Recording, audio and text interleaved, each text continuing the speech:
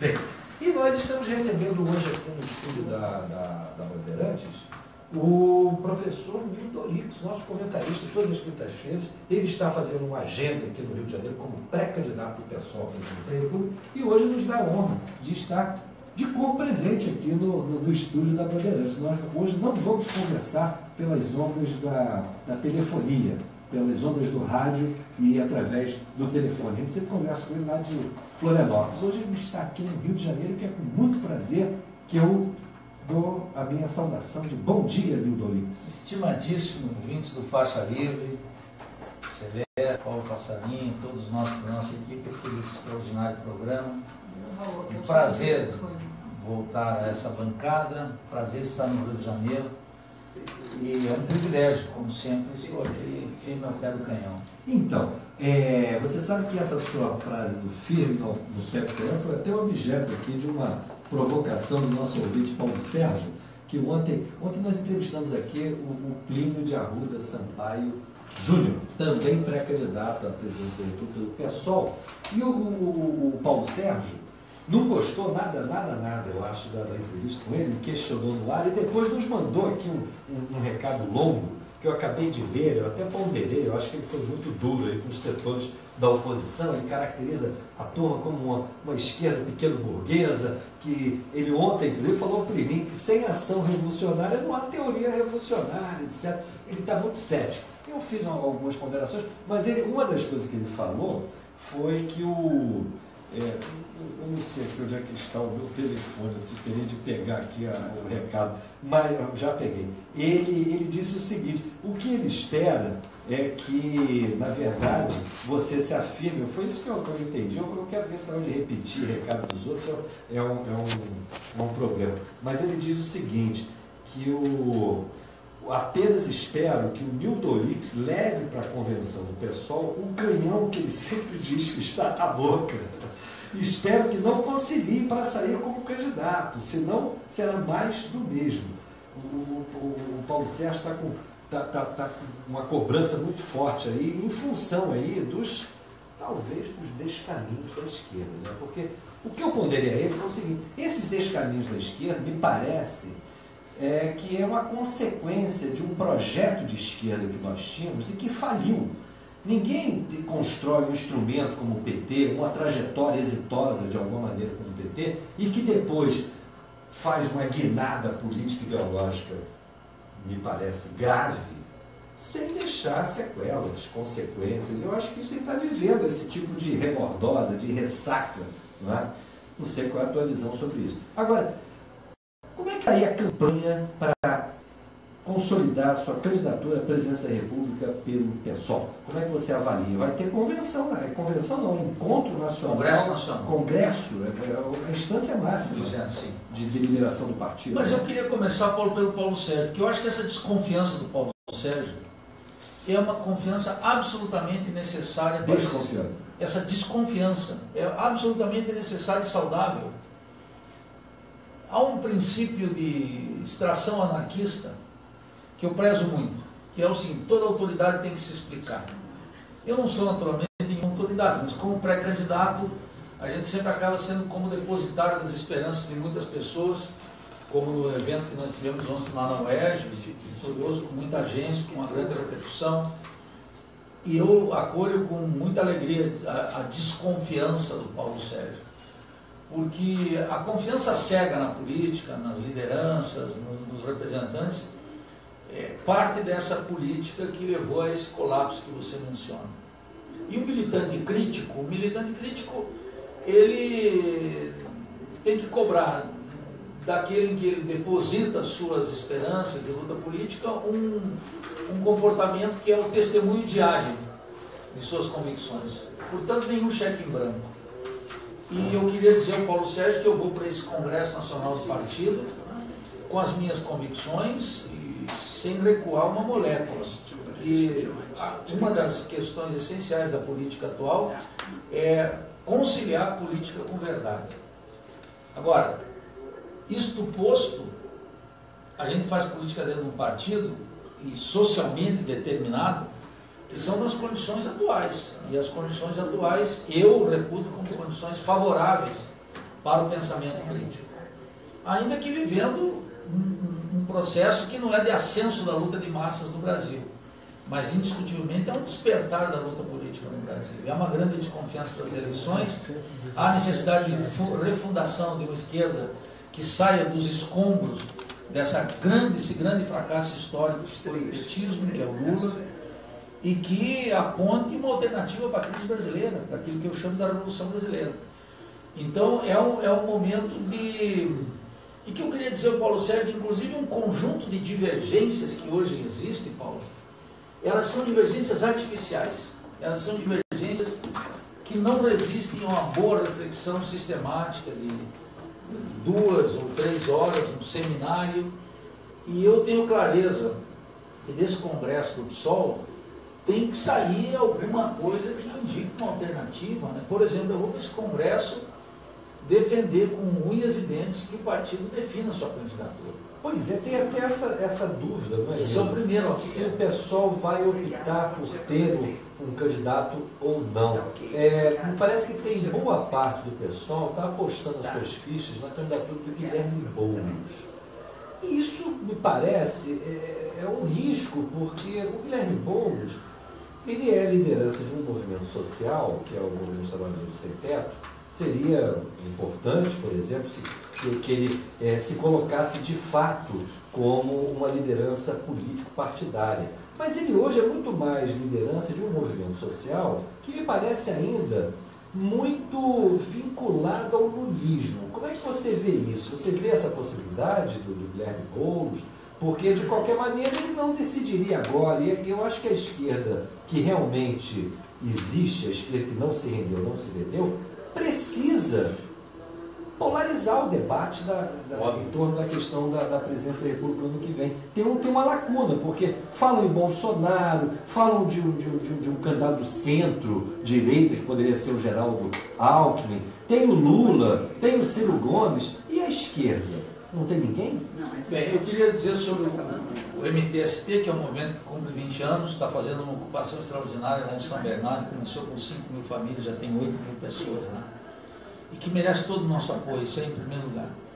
E Guilherme Boulos, como dirigente de um movimento social dessa envergadura, também merece nosso reconhecimento. Mas eu quero dizer que o Guilherme Boulos desrespeita o PSOL, muito claramente, quero deixar muito claramente estabelecido. Por quê? Porque o Guilherme Boulos está dizendo que não quer antecipar o debate eleitoral. E eu pergunto sempre em que planeta o Guilherme Boulos vive. Porque nós estamos discutindo, todo mundo está discutindo isso. E não tem nada na conjuntura, nada, exceto que ele me esclareça isso, que impeça de Guilherme Boulos entrar no partido agora, no Congresso, nesse fim de semana, apresentar sua candidatura lá e disputar comigo e com eventualmente outras candidaturas a preferência do PSOL.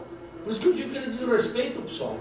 Porque eu não vejo nenhuma situação em que possa surgir daqui até março ou abril que mude o quadro estrutural, exceto se o Lula será candidato.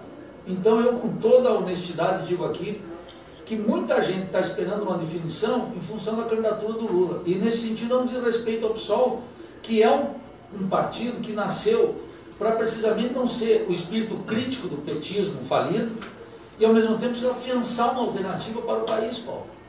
Daí que eu diria que seria muito bom que o Guilherme Boulos viesse para o partido, mas viesse com convicção, viesse aqui não para ser uma extensão daquele fracasso histórico do lulismo e do petismo, mas viesse para ajudar a construir um partido e um programa da Revolução Brasileira que é inadiável. E nesse sentido eu digo que o Guilherme diz respeito ao partido. Por outro lado, acho que a condução majoritária do partido teria que ser menos tolerante com isso. Por quê? Porque nós precisamos da definição. Nós precisamos de uma definição de programa e de candidato para enfrentar esse debate, Paulo, que está na rua. O homem comum, as pessoas comuns que estão discutindo política, o primeiro contato delas com a definição programática do país é através do sistema eleitoral. Lamentavelmente, assim funciona. E aí uma definição da candidatura é urgente. E eu vou para esse Congresso Nacional do Partido lutar para que o partido defina nesse fim de semana. E gostaria. Na tua opinião, o pessoal deve definir um candidato? Deve definir, eu diria definir Vamos ver as candidaturas que se registram, por enquanto só a minha está lá, se especula outras, existem pré-candidaturas soltas, etc. Mas anunciada como tal desde o começo, desde vários meses atrás, porque o Congresso do Rio Grande do Sul lançou a Luciana, mas eu não vi ela se afiançar como candidata. Agora a Sônia Guajajara parece que também se lança. Sônia Guajajara é uma liderança muito importante do nosso partido. Então, quer dizer assim, botar posto. Mas ela tem filiação aqui no Rio de Janeiro, porque eu vi um documento do PSOL que a apontava como candidata a deputada federal aqui pelo Rio. Sim, era preferencialmente isso, mas tudo indica, eu não sei, que eu vejo pelas redes sociais, ela estaria sendo candidata. O que eu quero dizer é o seguinte... E tem o Plínio de Arruda Sampaio Júnior. Sim, então o que eu quero te dizer? Nós temos que ir para esse congresso para definir o seguinte, aquilo que eu reivindiquei logo que o Chico Alencar, nosso deputado aqui federal pelo Rio de Janeiro, decidiu concorrer ao Senado, que o partido defina as prévias. Que defina as prévias, que todos os militantes votem. E faça urgente, faça nesse fim de semana. E nós poderíamos fazer uma prévia agora, já, no mau debate, talvez, nos primeiros dias de janeiro. Ou podíamos fazer, sei lá, em dezembro ainda, fazer uma discussão. Nós estamos vivendo um congresso. Nós estamos em processo congressual, cujo epílogo é precisamente esse final de semana. Então, eu diria, nesse contexto é que o partido precisa definir. Nós não podemos esperar março ou abril para uma definição. E é nesse contexto que eu digo que a possibilidade de uma candidatura de Guilherme Boulos, ela é nesse sentido estrito, eu deixo muito claramente estabelecido que ele é uma liderança social, que ele não é uma liderança partidária, e que ele viesse para o partido disputar com todos nós aqui dentro a condução do partido e um programa, mas que fizesse isso com urgência, com respeito ao nosso partido, a despeito da direção majoritária discutido e está claramente inclinada a não definir nesse fim de semana. Acho que essa é uma divergência que a gente tem que colocar para o nosso público, para o nosso partido, em respeito àqueles milhares e milhares de pessoas que admiram o PSOL, que votam no PSOL, que acompanham sua militância. Nós temos que fazer. Nildo, nós vamos fazer um brevíssimo intervalo, em seguida a gente continua esse papo aqui no nosso programa Pacharia. São 9 horas e 30 minutos, vamos ao nosso brevíssimo intervalo, dentro de instantes voltaremos. E aí, tudo bem? Foi bom lá? Gente, eu vi um pedacinho na apresentação, o Alexandre que não vai falar pra Da equipe dele. Apresentando Faixa Livre. O Brasil mais forte. Mas tinha muita gente na mesa. A sociedade não aceita mais uma administração pública ineficiente e a corrupção e a ilegalidade fazem parte do dia a dia dos o Brasil precisa de legalidade e profissionalismo de servidores públicos éticos e competentes. Precisamos acabar com o clientelismo e a terceirização dos órgãos públicos. Não é justo que o Brasil seja administrado por alguém que não foi eleito e nem fez concurso público. Faça um concurso público de legitimidade e competência para ocupar esse espaço e ajudar a professor lá deixa eu falar, pai, deixa eu responsáveis pela defesa do interesse nacional, fiscalizando os agentes públicos e privados, elaborando políticas públicas e controlando o cumprimento da lei. Não podemos um lançamento de livro lá no interesses políticos. Se perdeu, né? A idade. Olha, está sendo ao vivo lá, né? Não tem menor problema, a verdade é sempre revolucionária. Não é isso que vocês falam? É verdade. Nós repetimos. Fala em verdade, e essa nova cor aí da Rio de Janeiro. Olha o preconceito aqui no palco. Eu pensei que ele estava te encarnando por causa da roupa, que você estava arrumadinho. Eu pensei que era isso, não pensei que era cor, não. Eu nem entendi.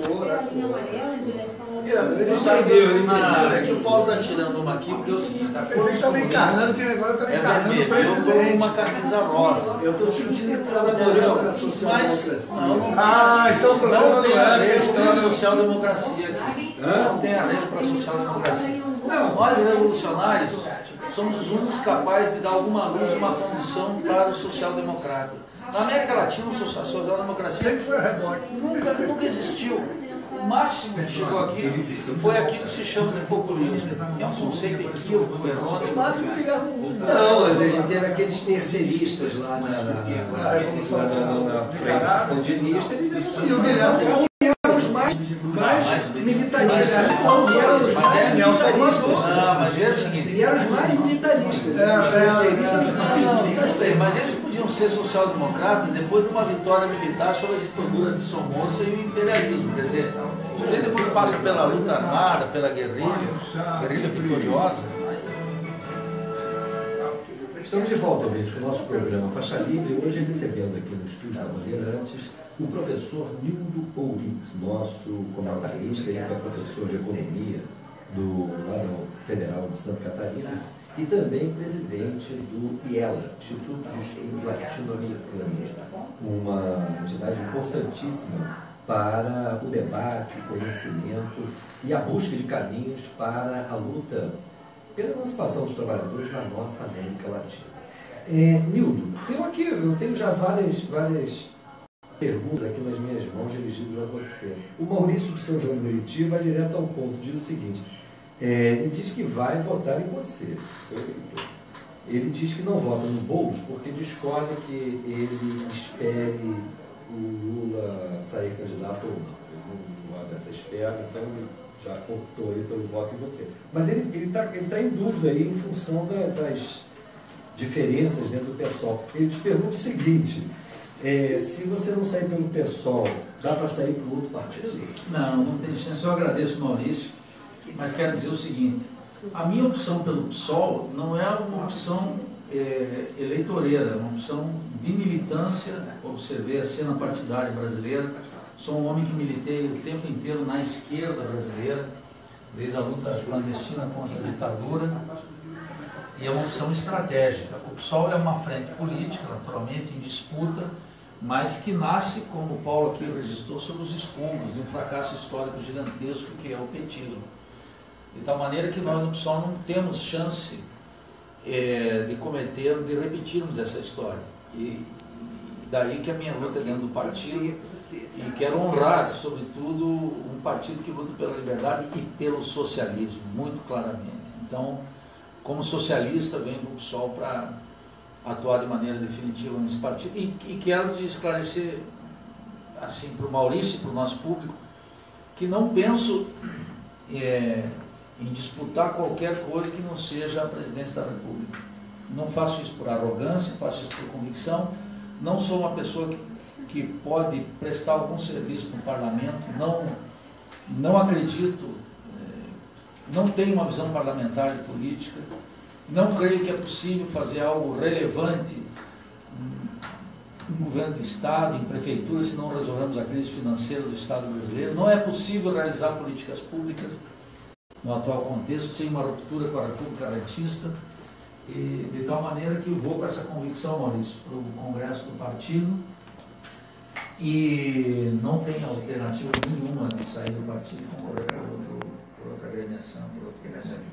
Nildo, você reintroduz com muita competência, eu diria, o tema da Revolução Brasileira no debate da esquerda. E eu te pergunto, como é que você vê o papel da Revolução Brasileira, dessa bandeira, no sentido da reconstrução da esquerda? Porque você também muito bem assinalou que essa esquerda precisa ser reconstruída. A esquerda realmente existente ainda ela é refém do lulismo.